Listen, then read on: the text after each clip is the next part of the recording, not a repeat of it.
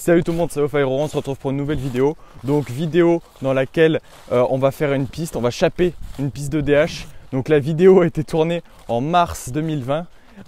Aujourd'hui je tourne cette intro en novembre 2020. Donc c'est sur cette piste là qu'aujourd'hui je vais rénover pour vous faire le deuxième épisode, voire le troisième. Mais là aujourd'hui on se retrouve avec le premier épisode. Sur ce, j'espère que la vidéo va vous plaire. Bonne vidéo. Go. Gadget.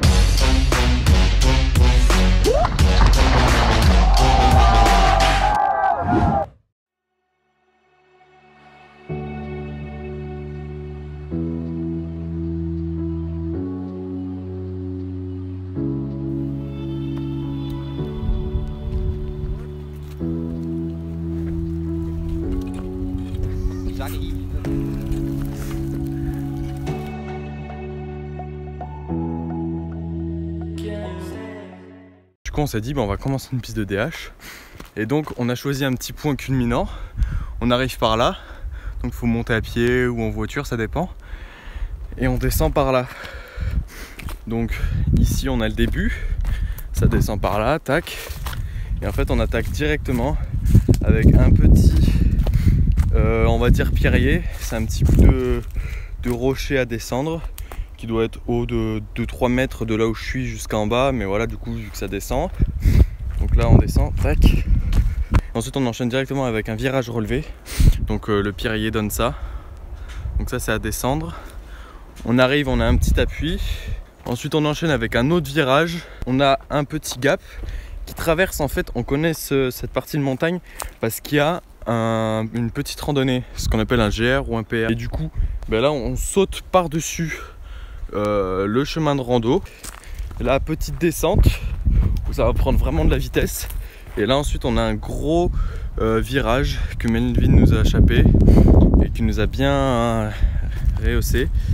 Ensuite ici on a creusé en fait toute la partie de la montagne là pour aplatir. Soit on saute tout droit, soit on prend appui en roulant derrière l'arbre. Pour ceux qui veulent pas, ici au lieu de sauter on peut rouler et passer derrière l'arbre. Donc là du coup moi j'ai coupé toutes les branches pour pouvoir savoir où est-ce qu'on va aller. Et Melvin a eu l'idée de faire des hoops, vu qu'il y a une petite montée, pour pouvoir garder de la vitesse, il a eu l'idée de faire des hoops. Donc vous allez voir un petit peu les avancées, il n'y aura peut-être pas trop de timelapse, mais des petits plans pour vous montrer comment on procède. Par exemple là Melvin, il casse la crête pour ramener la terre sur votre gauche afin de créer un plat. Donc voilà, j'espère que ça va vous plaire, bonne vidéo.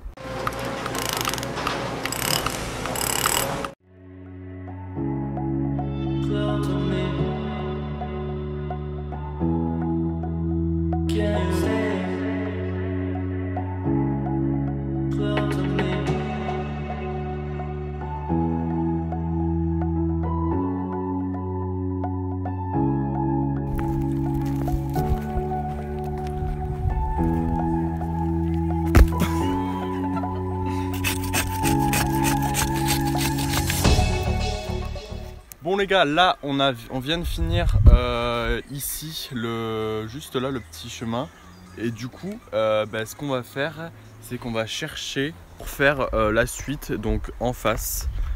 C'est parti, là on va faire un petit peu de repérage avec Melvin. Mais voilà, pour vous dire, en fait ils ont fait une coupe forestière pour les poteaux électriques. Du coup en fait on a plein, on n'a pas d'arbres, mais en fait ils ont laissé toutes les souches quoi. Donc il va falloir qu'on voit pour slalomer entre les souches et voir ce qu'on fait pour avoir une partie plus rapide, parce qu'en fait là avec les premiers tests on a vu que c'était vraiment lent, mais du coup on va jouer la carte sur le fait que c'est mou quoi, et on espère que quand il y aura une pluie, que ce sera bien tassé, ce sera plus fast. Mais là du coup on va essayer de faire un truc quand même plus rapide. La suite de la piste, donc comme on vous en avait parlé, on a regardé un petit peu. Là moi je suis arrivé un petit peu plus tard dans l'après-midi, mais Melvin a bien bossé avec son père et du coup ça donne ça. Ils ont tout enlevé alors qu'à la base c'était vraiment du comme ça. Là ils ont fait un beau chemin et c'est vraiment pas mal. Donc il y avait plein de racines, tout ça, enlever les feuilles. Là la terre est super belle et là du coup il y aurait un petit gap pour sauter dans la cuve là où il est, et ensuite en face il y aurait la fameuse bosse qu'on espère qui sera bien pour faire des tricks quoi.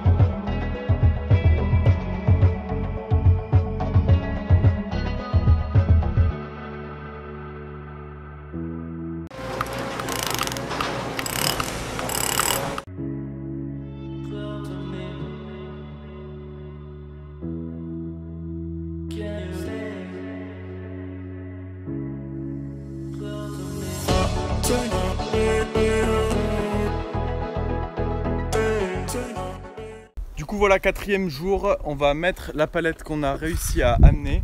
On va un petit peu refaire les 2 réceptions. Donc Melvin est en train de refaire la première réception du gap et Tessa est en train de refaire la réception de la Bossette Rix, donc qui vont peaufiner ensuite tout seul. Moi je vais essayer de faire d'accrocher la palette, donc voilà.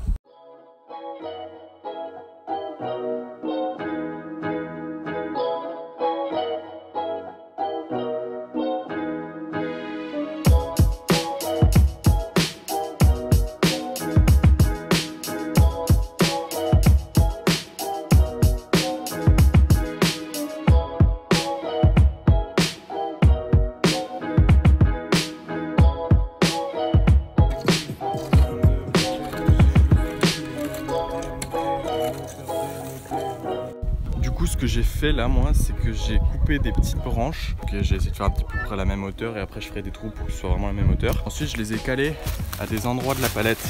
Donc en fait ici j'ai foutu 3 clous sur le dessus pour qu'ils tiennent. Et ensuite j'ai essayé de le caler en fait entre ce bout de la palette et ce bout. Et du coup j'ai fait pareil de l'autre côté, 3 clous, peut-être que j'en mettrai un 4e. Et ensuite aussi un clou en transversal. Fait, il a aussi réélargi un peu la pelle. Et là ils sont en train de faire une réception vu qu'elle était un petit peu penchée vers la gauche. Là ils essaient de la faire un peu plus plate.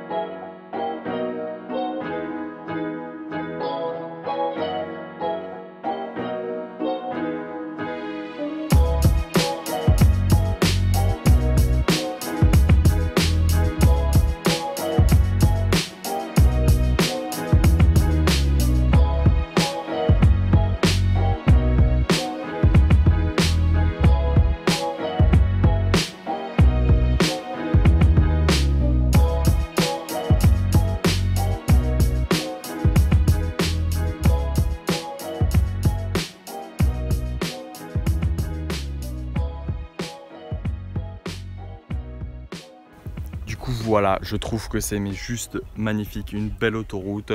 Ils ont fait une belle réception. Ensuite, on a un petit virage, donc on a empilé, comme vous avez vu dans le timelapse, des bouts de bois, des troncs, tout ça, on voit qu'ils ressortent. Et du coup, là, ça fait vraiment un gros truc. Ici, vous vous demandez peut-être pourquoi il y a une bosse. C'est parce qu'il y a un tronc d'arbre qui est compliqué à enlever. On a la flemme de tout déterrer. Du coup, à la limite, on égalisera en mettant de la terre là. Mais voilà, sinon, ça va être un gros virage comme ça. Et après, on sortira genre vraiment tout droit là sur le caillou et on ira là-bas. Je sais pas si je vais vous montrer, mais de toute façon vous verrez dans les jours suivants. Et il y aura une petite partie descente un petit peu technique. Mais voilà, ça donne ça quoi.